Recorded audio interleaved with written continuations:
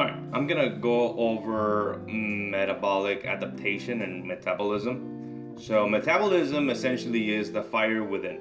It is how many calories you have to burn to be alive, right? So, there's three terms that we associate with metabolism, that is maintenance, deficit, and bulking. And you can figure which one is that. Maintenance is your calories that you eat, you don't gain or lose weight on that.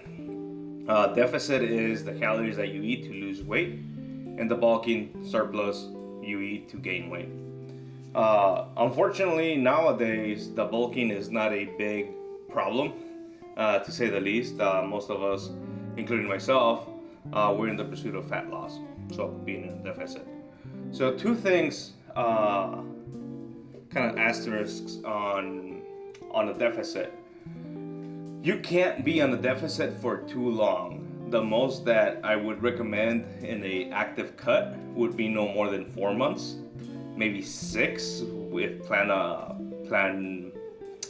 accordingly. Because if you deficit or go into a cut or a diet for 3 weeks one off, 3 weeks one off, it can probably be prolonged. There's some studies that show that diet breaks are better for overall weight loss and actually maintaining that weight loss. So that's kind of like the asterisk on fat loss, is that you don't want to do it for too long. And if you do it for too long, make sure it's phased and planned properly. That way you don't adapt to that lower maintenance, that lower calories. So what I mean by adapting, so metabolism is ever changing. One day your metabolism can be high, the other way can be low. The only way to accurately measure active metabolism is through a very scientific process with a chamber and all this and that. But for all intents and purposes, what we're gonna do essentially is track for a week how many calories you ate and address if you gained or lost weight in that week with those calories. If you didn't lose any weight, then you're probably at maintenance. If you gained a little bit, we can probably estimate that you were like 2 to 500 calories over, depending on the weight gain that you saw during that week. And the same can be said for a deficit. So if you ate X number of calories and you lost a pound, then you're probably about 500 calories under. Rule of thumb, I mean, it can vary, right? So we're looking at averages that we can manipulate, because Wednesday is not the same as Thursday, and so on and so forth. So we have to adjust properly. And by treating everything in averages is easier, because there's gonna be days that you undereat a little bit, other days that you overeat. So those calories are never like dead on, they fluctuate, and that's fine, that's life. So maintenance, it's ever moving, ever flowing. So going back to that deficit question or deficit asterisk that I had, is that if you're in a deficit for too long without having your diet breaks or refeeds and whatnot, what happens if you have a 2,000 calorie maintenance? Wait till I come back to focus. Okay, if you have a 2,000 calorie maintenance and you go for a cut or a diet for 6-8 months without any breaks, now your whatever calories you were eating for that deficit, let's say from 2,000 you go to 1,500, and you stay there for very long because you initially saw some weight loss and you wanted to push it and so on and so forth, and now you're at 1,500 for the longest time. Your maintenance now, it's gonna be 1,500 calories. So now you start eating 1,800 calories, there's a good chance that you're gonna start gaining weight because you're overeating your maintenance calories. That is why it doesn't matter if a week ago, well, a week is probably too short. It doesn't matter if it was like 3 months ago, 6 months ago, a year ago, I was eating so much and now I eat that and I gain weight. We have to assess what happened in that period. Were you in a total deficit the whole time? Did your calories adjust? Were you doing long distance running or less low intensity steady state cardio? That all those factors can affect your metabolism. So metabolism will drop if you're in a deficit and you run. The problem with that is that you're already sending a signal to your body to adapt because you're eating less. And then when you start doing less or low intensity steady state cardio, you're telling your body to become efficient with the little calories that you have. So it's double whammy. So you're forcing yourself even faster to adapt to that lower metabolism. So with that in mind, that is why we always, points of reference with all the calorie calculators out there are good, but not really. Ideally, I mean, they'll give you a base of where you should be. It is not you. You are gonna change depending on your habits, depending on what you did before, what have you. So there's a lot of variability that we have to account, and that's better. That is why it's better to track for a week and notice any weight changes. So you may call this metabolic priming or metabolic reset, whatnot. So quick rule of thumb to know that if your metabolism is healthy, not healthy, but good for you, it should be no lower than your body weight times 13. Anything lower than that, you probably shouldn't be trying to diet or going to a cut. What you want to do is restore that metabolism, that it's going to be your body weight times 14. That's the sweet spot where you want to be to actually be at maintenance. If it's anything under than that, it's probably recommended that you work yourself up to maintenance, to the body weight times 14. And if you're over, you're in a great spot because it's easier to cut food when you're eating a lot. So the problem is that you start at 2,000, go into a deficit to 1,500, start eating, you lose the weight, and then all of a sudden you plateau.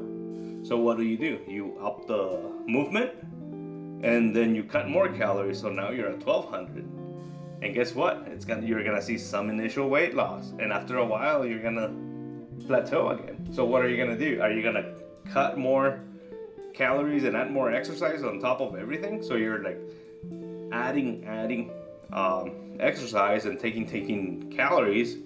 So that's what I say. That's what I stated before, is that the more exercise you do, as in steady state cardio or all this and that, and the less calories you eat, you're just asking to get a slow metabolism or a fast metabolism, an efficient metabolism. So now your metabolism is going to be at 1,200. So now that buffer that you had before at 2,000, if you ate 2,100 one day and 19 on the other, you're going to see a very net average. So your tolerance to weight fluctuations is going to be tighter because it's going to be a percentage, or it can be considered a percentage of your variance or metabolism. So at 2,000, you might have a small gap because 100 calories to 2,000 is what, 5%? So now if you jump to exaggerate this to 1,000 calories and you eat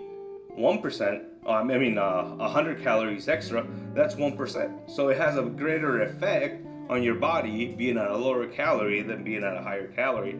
That is why a lot of people they don't eat or go into a deficit for a very long time, and then all of a sudden it's like, oh, I had an extra meal and I started gaining weight. Yeah, your metabolism is slow. Your metabolism has been in this famine kind of state for too long that now anything extra, your body's like, let's save anything and everything we can because we're not getting a lot of food and we're running a lot, so we need all the fat, all the energy that we need, and we're gonna store it as fat because that is the primary source of runners. So runners do metabolize fat a little more efficient because it's a slow burning process, especially when you're gonna go for a 2-3 hour run or even a 4-hour run. I know this because I've been there. I was an avid runner for years, and it was funny because I would eat more. I would run more and eat less, and it was just myself, but fluffy. It wasn't. I didn't have different. It was just me, but smaller, and I was eating way less than before. And at this point, I feel comfortable. I feel happy. I feel satisfied. I weightlift and do jiu-jitsu on the side for fun, essentially. I don't do it to compete. And I'm eating 2,400 calories and I'm losing weight. Initially, I was at 2,600 calories and I was going into a small deficit. So for my body frame, I'm eating my maintenance. It's about 2,800 calories. It's a lot of food, but I kind of move a lot too. But and jitter a lot, so that's anything. Anywho, so your metabolism, what do you want to have? You want to have a high or a slow metabolism, high in calories, slow metabolism in the sense that it's just a hog of energy. It's just using and using and using. So that way you can just undereat a little bit, and the effect of weight loss is going to be way faster. On the opposite side, if you have a slow metabolism or a very efficient metabolism, it'll be analogy that I heard a lot is a monster truck or a big old truck. On gas efficiency, it takes a lot of gas to go through movement, and then you have a Prius, which is very high efficiency, right? So you want to be a very low efficiency burning machine as opposed to a very efficient burning machine. That way you can eat and enjoy life, because all those processed foods are a lot of calories. Here, at 1,000 calories, you probably don't have a lot of choice, and everything has to be super measured and calculated, because once again, the buffer that you have over here to go up or down on your calories is probably tighter, in the sense that there's kind of a nil effect when you go over or under by a tiny bit. And then, but if you're here, that gap is going to be highly impacted because of that percentages. 2,000 to 1,000, that's double X, right? So if you eat 500 calories, it will be the equivalent of having eaten 100 calories to 200 calories. So you get the idea. So you want to just like be a burning, inefficient fuel burning machine as opposed to a very efficient one. Because if you're a very efficient, inefficient, a very hog, energy-driven person, guess what? You can have a burger, you can have pizza, you can have beer. Not that I'm promoting that, but there's more leeway to have life be part of you instead of you trying to mold into life. And with that, I'm gonna summarize this. I'm gonna make it quick. So once again, your metabolism is always changing. We have to assess your metabolism, and we assess our metabolism by tracking. We have to track for a week at least. That way we can notice weight gains or weight gain or weight loss. But we have to be meticulous in that sense that we're weighing, measuring our food, tracking it, and then weighing ourselves daily. Make sure that we capture any fluctuations on weight. Once we have maintenance, if it's not within body weight times 13 at least, at a minimum, then we have work to do in that. Well, that would be fixing our metabolism or ramping it up to be a hog of energy. But yeah, so that's the kind of like the short spiel on metabolism and how it fluctuates and how we can address it and how we can evaluate it. That way we can have a good base foundation where we can work with, either fixing our metabolism or actually just cutting and going into our goals. All right, thank you guys.